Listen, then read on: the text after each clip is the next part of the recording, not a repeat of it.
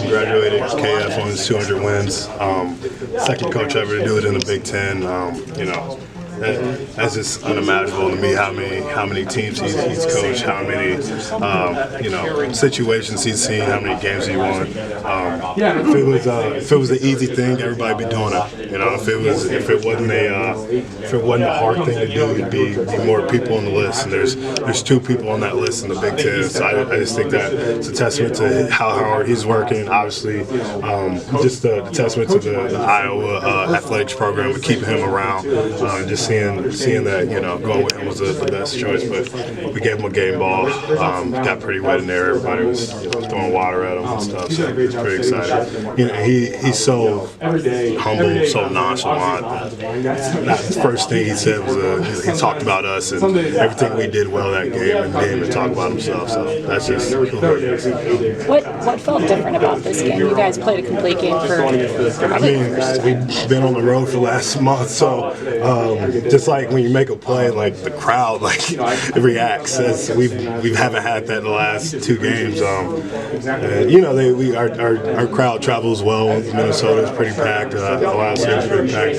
But something about making big plays in Kinnick and the fans get involved, and the crowd gets going. You kind of it's a natural thing just to feed off that. I don't know if it's a stat, but it's just one of those things.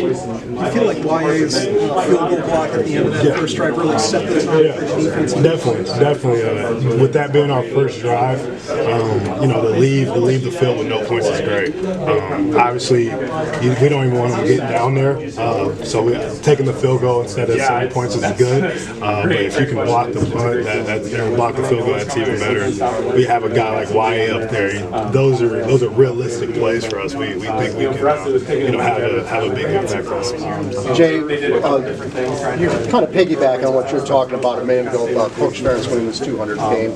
Did you guys talk about that this week at all leading up to the game? No, we did not. He didn't bring it up. Our coaching staff didn't bring it up. I think it was one of those things where we didn't want that, to be our main focus and make it bigger than what it is. Obviously, it was inevitable that he was going to get his 200 win. I guess they just didn't want us adding extra pressure. But yeah, I think I had an idea where he was at the last couple of games and stuff like that. But just super excited for him, and to have your 200 as a home game. Something you'll never forget in your college career. No, for sure, and give him the game ball. That's something big. I'm sure he's got plenty of game balls from 200 wins he could pick out from.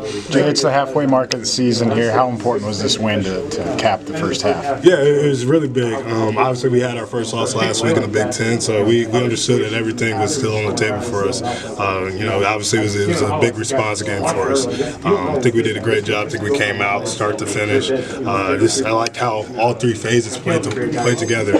Special teams, Legion was running out there, offense driving, doing what they do.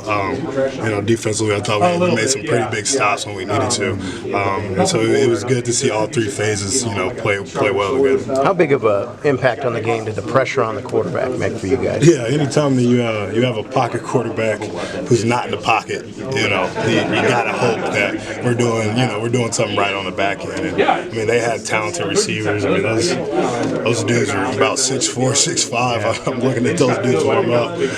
So that capable guys, but if the quarterback's running for his life, he probably won't have his eyes down the field. So I just credit our D-line, what they were doing, how they were getting back there in the pass rush. It's the sacks were big. Obviously, those are the stats that everybody records, but just a guy moving and flinching and doesn't know where guys are at, and leaving the box and getting the ball out as fast as possible. Tip passes as well. I think our D-line did a great job. Even with Iowa State and Ohio State, you guys, they're still in front of you. What you guys your goals are kind of still on the table. Just how do you view that and what you guys can kind of accomplish this last little bit of the season? We're taking it 1 week at a time. We understand every game's important. Every game's a big one, especially in this conference. There's no more easy games. There's no more guaranteed wins in this conference. It's a Big Ten play here on out. So we understand that we can't look too far forward. Obviously, can't look behind, but what we can do is try to win every week, one game at a time. How much more room do you feel like you guys have to grow? Like A lot. Just some things we clean up. I don't know. I'm just proud of my guys how they competed today. I'm sure Coach Walsh and Coach Parker are going to have some things that we could have done better coming in to watch tomorrow. But just happy. I just want the guys to celebrate this game, this win. We'll get to the cleaning up, the improving tomorrow. How was the celebration in the locker room with Kirk? Yeah, it's pretty nice. He's laid back and casual. Like 200 wins is what everybody's doing out here, but obviously it's not because he's only the second coach to do it. But there's a lot of water in there. They put him in the middle, and we were all jumping and stuff. So I was just making sure nobody stepped on them and bumped them. They get pretty rough in there. Especially when the O-line's up front. You can get swallowed easily. But yeah, they just throwing water. Somebody threw water right in my eye. It's KF was supposed to be the one we're celebrating. But we were super happy for them. We know what it means. We know the significance of 200 wins in today's college football.